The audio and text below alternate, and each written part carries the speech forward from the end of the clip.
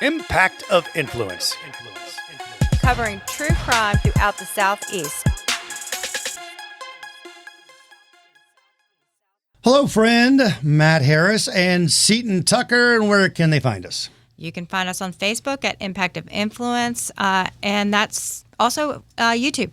Yep. But the best way to get to that is through the Facebook page. The YouTube channel's up and running. Rate, subscribe, and share. We'd really appreciate it. Need more subscribers to keep doing this thing. And we're part of the Evergreen podcast company, and we love when you give us input, positive, negative. We take it on. And I know you're probably going to have comments about this episode, so enjoy. So we are grateful and happy to have Amie Williams with us, who was one of the jurors during the Alex Murdaugh double murder trial, and she has written a book. Is the book out yet? No, it should be released around November 26th, I'm sorry. And the name of the book again is? The Long Road to Justice, Unraveling Alex Murdaugh's Tangled Web. And I think pre-sales are available now, correct?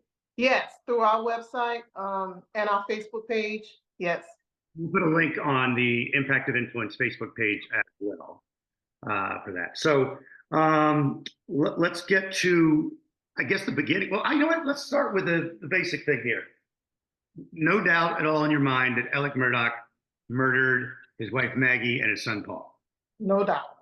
Okay, we'll get that right out of the gate, and then let's find out about the beginnings of this whole journey. Yeah, so I wanted to start off. I really enjoyed your book.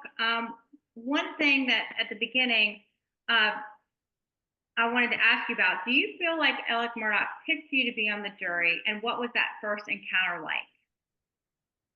I feel like he did have a hand, of course, in picking the jurors, because if he would have said he wanted that juror seated, then, I guess both him and the prosecution, defense and prosecution, had to agree that they wanted to have that particular person as a juror. So I just felt like when he was asked, or when the defense was asked, and they looked over at him and they were discussing it for a few seconds, and he shook his head and he looked at me, and then he kind of smiled, and I was like, whoa.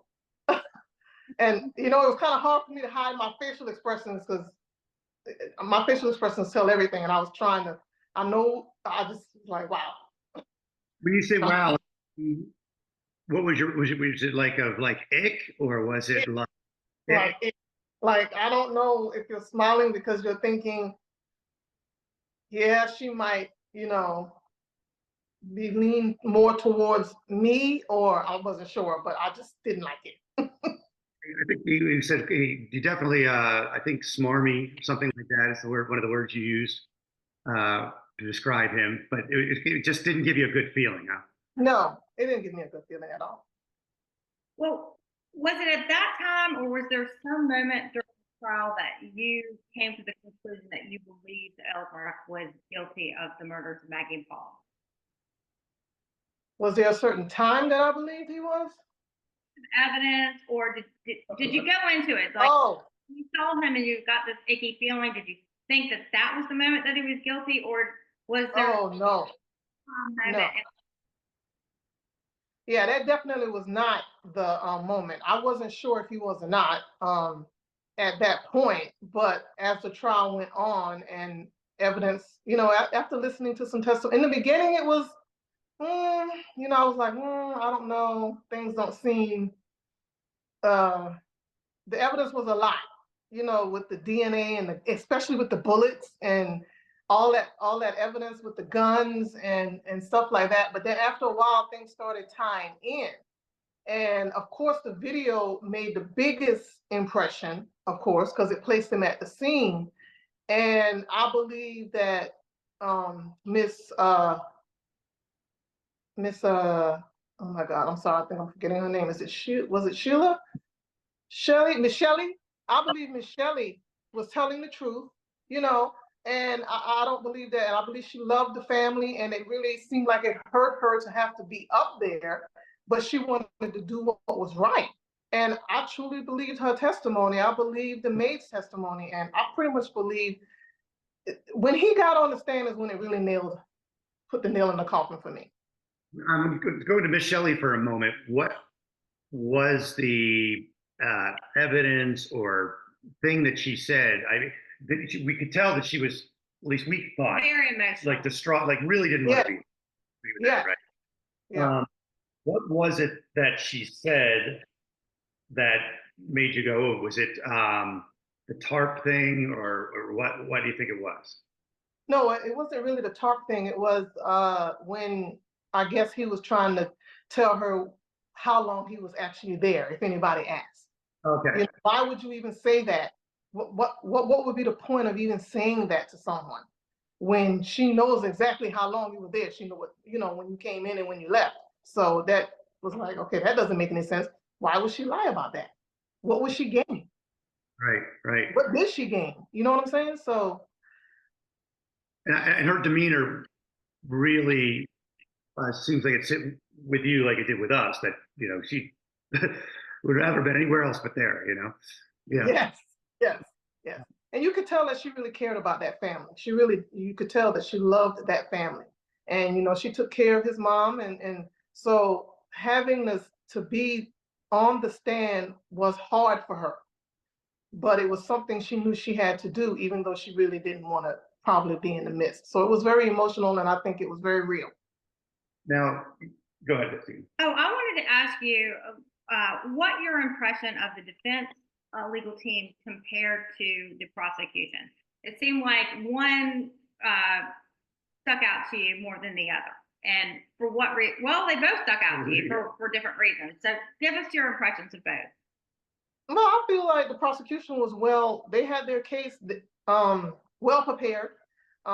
They did very good with questioning. They had the evidence and everything, but the defense just couldn't seem to get it together. They couldn't work anything electronically. It didn't seem in the beginning, and there were a lot of distractions. They weren't making any sense a lot, and then it was like their theory was changing as the prosecution brought their witnesses in it. So it's like they were flip-flopping with different motives, maybe, or theories of what happened. And I understand that it was the prosecution's job to prove with, beyond a reasonable doubt. And the defense, all they had to do was defend their client. I understand that, and bring in reasonable doubt, maybe. But their case was a joke. It was just. And I felt like they were rude. They were very rude to certain witnesses, and I just didn't really care too much for how they carried everything. When we read your book, yes, it's obvious you don't, no love lost for you and Dick and Jim and how they handled witnesses. And it's interesting you say that, because I think at one point Dick even said in closing was like, "Hey, I know you're not going to like me," right? I think that he said he must have been aware or seen your and hide. But do you feel like you could overlook the fact that you didn't like those two on a personal level? Oh, no. I wouldn't say that, not on a personal level. I don't really know them that well. How they handled witnesses. Like one thing that I read in your book, and I'm not disagreeing, is that they were particularly hard on female witnesses. Yeah. What were your thoughts on that? I don't know. I just was wondering, why was it that it was like they felt like did they feel like they weren't competent enough to know what they were doing, or were they not intelligent enough? I wasn't sure, because they just kind of made light of their jobs and what they were doing. So I just didn't really care for how they questioned them. Yeah, I wanted to talk. Another thing that really stuck out to me in the book was the testimony of the MUSC pathologist and the autopsy pictures that y'all had to view as jury members. And how did you react to the autopsy pictures compared to the crime scene photos? Oh, the autopsy pictures were horrific. The crime scene photos were, horrific as well, but just to actually see them in that state during the autopsy was horrible. So that was worse for you to see the autopsy? Yes, it was worse. when I assume a lot of this happened while you were getting ready to write the book. During the course of the book, you talk about some Reddit threads, and you quote some people in the Reddit threads and social media people that to kind of put everything in perspective. So you did that after the trial. Yes, yeah. Because I had to go back and watch the trial, and of course my co-author, she watched the trial all the way through. She was even there once or twice, I think. But so in order for her to be able to connect and write, I had to go back and watch the trial because it was just so much. And both of us would go through social media, things that were being said and everything, so that we could pinpoint stuff correctly. Gotcha. So when you watched it the second time, did you have a different, not a different outcome? You still did the same thing, but a kind of a different perspective or a different way of looking at it because you weren't. The replay was like somehow different to you at all. Not how not about how you would rule the verdict, but just how you took it in. Yeah, it in a sense it was a little different because I saw things that I didn't know happened, prior, that everybody else saw.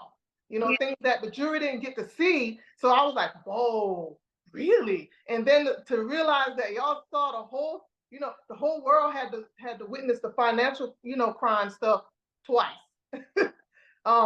And we only witnessed it, once. But so it was kind of strange watching it again and noticing that all of these things were happening in between or while we were in the back. It was kind of strange, but it was good too to see it from that perspective. You like John Meadors a lot. Yeah. And did you couldn't talk about it until Deliberation, but in Deliberation, did people talk about him specifically? Kind of, not really. We didn't really pinpoint him too much. We just wanted to, whatever questions that were asked, that anybody had any concerns about, if they, we just wanted to answer those questions. We would go get the evidence. If somebody had a question about family guns, or anything like that, what did they mean by that? How did they tie that in? Then we went back through the video of anything about the guns and the bullet evidence, and to make sure that everybody understood that did tie in together, and it was family weapons that were used. What's your reaction? I want to go back to the social media because you obviously couldn't watch this during the trial because y'all couldn't, you were advised by Judge Newman not to pay attention to any of that stuff. What was your reaction when you were writing this book to all of what was happening in media and social media? Oh, it was insane. I was like, so many people were into this trial, and I couldn't understand why. I mean, I know that he was kind of famous in our little world, in our small town, but I was like, people from all over the world. And I just couldn't believe. And then one thing that really stood out to me is I noticed that a lot of people did not believe that he would be found guilty, or they believed that it would be there will be a mistrial, or I was like, oh my gosh, it's not that they didn't believe that he was guilty. They just felt like he was going to get away with it. They get away with everything. I heard that a lot. And even during the trial, I still had to go to the store or different places, and people were talking about it all the time, which I tried to make my way clear as soon as I could hear people talking about it. But people were just like, they just didn't believe that he was going to be found guilty because they just didn't think it was going to happen. Which is his power? Yes. They thought he had too much power and that there's no way that was going to happen. And I was like, that is just crazy.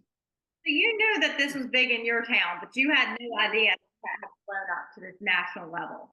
Well, when being in the jury room, we could look out the window and we could see all the media out there, and it was just, and even coming in when they would bring us into the courtroom as we're driving to the court, we could see people standing in line, and I was like, this is insane. I could not believe it. Yeah, one of the things people have asked is if you guys had notebooks, or were allowed to take notes, I should say, You explain in your book how that worked. Explain to people how the notebook thing worked. Yeah, we couldn't have notebooks in the jury box, but we could have a notebook if we wanted to make notes. And everybody didn't. Some people did. I was one of them. I had a little small notebook, and if something stood out to me that didn't make sense, I would just write it down. And I'm like, oh, I don't really understand if it was about the bullets or somebody's testimony or something about the DNA. I would write it down, but then if it was answered in the process, I would come back and just scratch through that and go, okay, this was answered per such and such and such. So that kind of helped a little bit. And I have to tell you, by the time we got to the end, my notebook was closed because everything was answered. Oh, okay. Well, I want Do you to. have a notebook? Yes, I still have it. I still have it. Yeah. You probably can use it for your book. Okay. Your book work, right? Yeah. Yeah. So I want to talk about the visit to Moselle. And one of the things that you said in your book was you felt that things looked like they had been staged. What were those things that you saw that made you think that? Repeat that question again. I'm sorry. The first part. I was just wanting to talk about the visit to Moselle, and one of the things you said in your book was that you felt like maybe that some things have been staged. Yes. So, concerns about what the things that you saw that made you think that. Yes. Okay. I'm sorry. I didn't hear Moselle the first time. Yes. Like Maggie's bike. Was her bike sitting there for, what was it, 2 years? I mean. Right by the house? The pictures. Yeah. Yeah. You know, her bike was sitting there in front of the house and it didn't, I mean, it wouldn't, I was like, why is this bike here? And then I guess it was it a t-shirt or a picture that was hanging in the window? It was just certain things that seemed kind of weird that if no one was in that house or on that property for 2 years, how are these things set up like this? There was something at the kennel, right? Wasn't there something at the kennel, a toy or something? Yeah, a chicken. Yeah, a chicken. There was a chicken sitting on top of, I think it was a cage or something. I can't remember where it was. Yeah. You talk about, and Valerie Airline wrote in her book about the vegetation being different, the way things had grown over. Was that pointed out by Judge Newman that this is going to look a little different than it was in June? Well, I think the prosecution made that point that things would look different than it did at that June because things had grown. And if you remember, before he admitted to being at the scene, he claimed, there was this big thing about whether he would be able to see down in the kennels, to see down from the house to the kennels, remember? And if there was light there. But by the time we got to Moselle, that point was no longer needed to be made or seen because he admitted to being at the scene. Oh, gotcha. Yeah. So, there was no point in that. But you could see down. You could see down, yeah. One of the things you talk about is where Paul was shot. I believe you said it was smaller. Was it smaller than you had anticipated? Yeah, that room was tiny. I don't know why in pictures or in the video it looked like it was maybe a little bigger, but that room was really small. I mean, 2 people fitting in that room like side by side would have been really kind of tight. So I was like, wow. Like one point I had in my mind the whole time, and it's maybe being the father or whatever, I'm like, I just can't wrap my head right around shooting his son, right? Yeah. Clearly, he had video with him joking hours before. By all accounts, they seem to love each other, or whatever. So was that ever something that you struggled with? No, I didn't really struggle with how could he kill his son, because parents have been killing their children since the beginning of time. Come on. Husbands have been killing wives. We see this all the time. And I heard people say that a lot after the trial, that were talking to me. My husband just couldn't believe that he would kill his son. He said, there's no way he would kill his son. And I was like, so you will believe that he could kill his wife, but you don't believe that he would kill his son?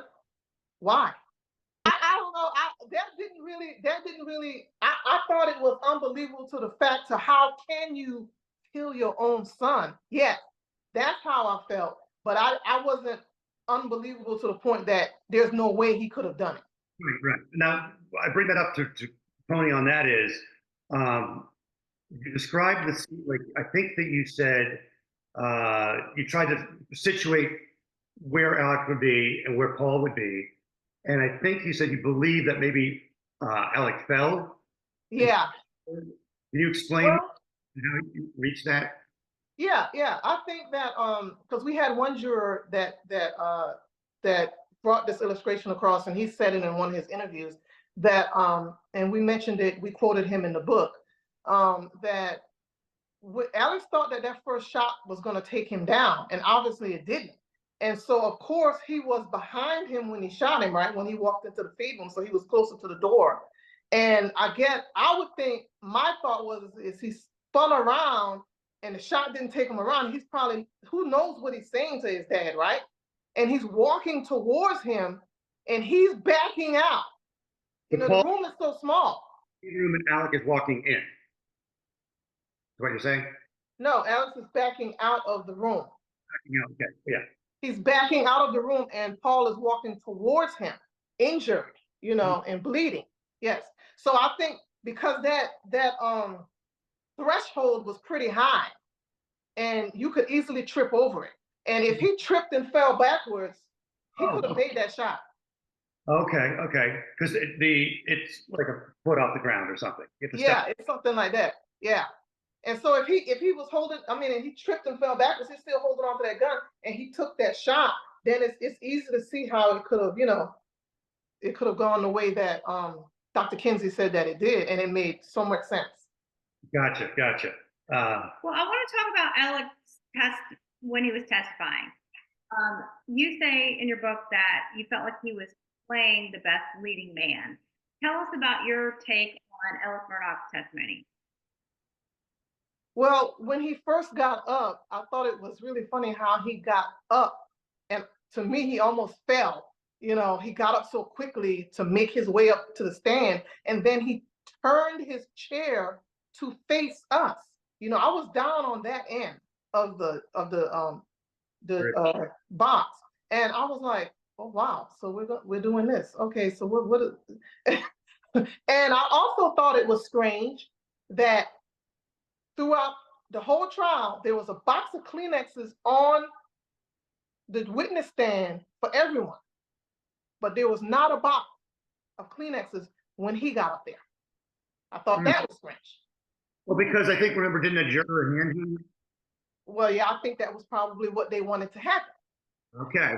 Why is it that there was a box of Kleenexes on the witness stand the whole time? Gotcha. During the trial, and then once he got up there, there were no. It was on the jury stand, on the jury box in the stand. Maybe connect to the jury. Yes. Like that. I thought that was strange, and so and he just, I just felt like he overplayed it. I understand being traumatized and being hurt and all of that stuff, but I just really felt like he just really overplayed that one. It didn't seem genuine to me at all. Did you hear Becky Hills say anything leading up to the testimony? What has been reported? Some of the jurors heard about watch his body language, or this is going to be a big day. So the only thing I remember about that is she told us that the main thing I remember, because this is what stood out to me, because I was exhausted. Okay, I was in pain, as you read from the book. I had some pain with dental pain, and when she said that they were thinking about extending the trial a couple more days or whatever, and I was like, what? Some of us reacted to that. I was like, there's no way I can continue, with this, right? This is what I was thinking in my head. It was so bad till it brought me to tears. It really did. Just right after trial, right? I'm sorry, say it again? You had to have a root canal just shortly after the trial, right? And right after the trial, yes, I had to have a root canal. Just or prescription strength Motrin. Motrin, yes. Alex could have hooked you up. Well, I wouldn't have wanted those. but then when she said that they may extend the trial, and then she said that Alex was going to testify. And I was like, okay, that's pretty much all I remember her saying about that. I don't remember her telling us anything else about watching his body language. The watching the body language and all of that stuff that everyone was saying that was being said. I remember Creighton Waters saying that. Gotcha. At some point, I don't know, I don't remember when it was, but at some point he was telling us, if he testifies or whenever he testifies, watch it. But I don't remember her saying that at all. Were you part of the smokers group? No, I was not part of the smokers group. It seemed like they had their own, they would go out and do the breaks. Yeah, they went out like maybe twice a day or something for a smoke break, I think. Yeah. People don't know that where you guys were situated, there was breaks and things like that. It wasn't a giant room. There were 2 rooms. No. Yeah. Because you had the big jury room, but 18 people in that one room, even though it was kind of big and it had a bathroom in it and lots of windows, it was still a bit crowded. And there were a lot of different conversations going on. There was an office, a retired judge's office right next to it that was not as big, but almost as big and had its own bathroom. And there were a couple of guys that went over there from the beginning. And then after a while, I was like, it's just too noisy in here. That's what I was thinking. There's too many conversations going on. I went in there. I was the first woman that ended up in there. But I went in there and I sat down and I just stayed in there. Every morning I would head straight for that room when we came in there. Everybody broke up into little groups, more or less. And that's just like normal what happened. Yeah. Mm-hmm.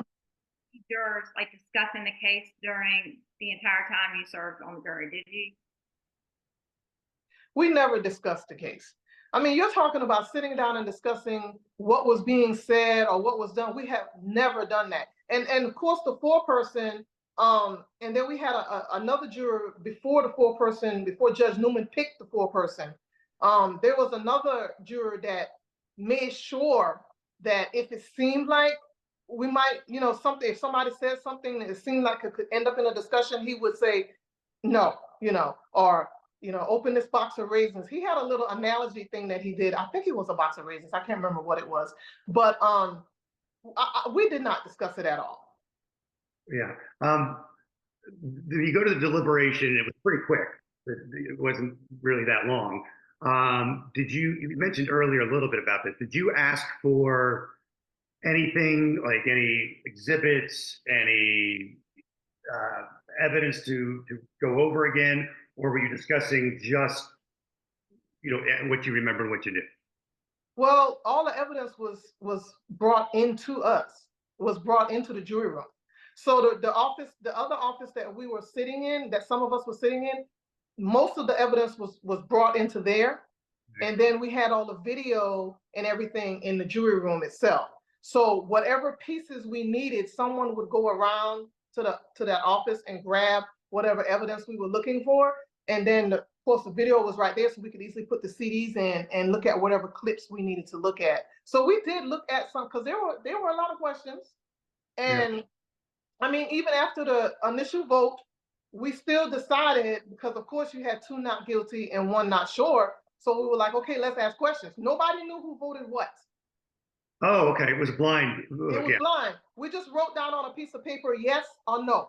That's what we wrote down, shoved it up, to the Madam 4-person, and she just counted them, and then she let us know that it was, 9 guilty, 2 not guilty, and 1 not sure. We had no idea who wrote what. Okay. Who voted what. So then we started asking questions. Never got heated or like that kind of thing? You didn't feel like anybody was being pressured? No. We tried to make sure that because everybody's opinion count. I mean, what everybody felt and thought was, we wanted to make sure that everybody felt like, yes, it matters. And we need to discuss it because it has to be unanimous, right? So we need to make sure that we're on the same page. Was there something in particular that you remember that stuck out to you that people really wanted to look at again or see again? Was there anything in particular about that there was questions about, or was it just, there was nothing? The main thing that I remember is someone asking to just explain family weapons again. You know, what did the prosecution mean by family weapons being used? And so we went through that. You know, the men were really good with, they understood bullets and striations, and it's just like a fingerprint, and that was explained very well. Charleston County, so I'm sure some of the guys there hunted things before, right? So that they explained it. Yeah, they could explain it really good. I mean, well, some of the women, there were a couple of women like Madam Foreperson and some of the other women, they kind of knew a little bit about guns as well. So I'll give them their props on that. I, on the other hand, don't know anything about it. Well, so, you know, obviously we all know after the hearing, there's been these jury tampering allegations. I think you testified that you did not hear anything. What were your thoughts about Dick Harpootlian and Jim Griffin attempting to interview jurors after the trial? And did they try to interview you? They never called me, which I thought was, I didn't understand what was happening and why they were questioning jurors. I did hear that they were, and I was like, well, they didn't call me. They didn't ask me anything. They never came to my house, at least, you know, and I'm a homebody. So, you know, unless I'm at work or at church, you know, or something, I would have been home. And I think that was on a Sunday, right? I'm not sure what days they did it, but they never asked me anything. And I didn't understand why they were questioning people. I had no idea what was going on until the morning of the news conference. And then I started getting all these text messages because there were certain things that were released about what they were going to say. And I was like, what? You know, I'm like, where are they getting this information from? You know?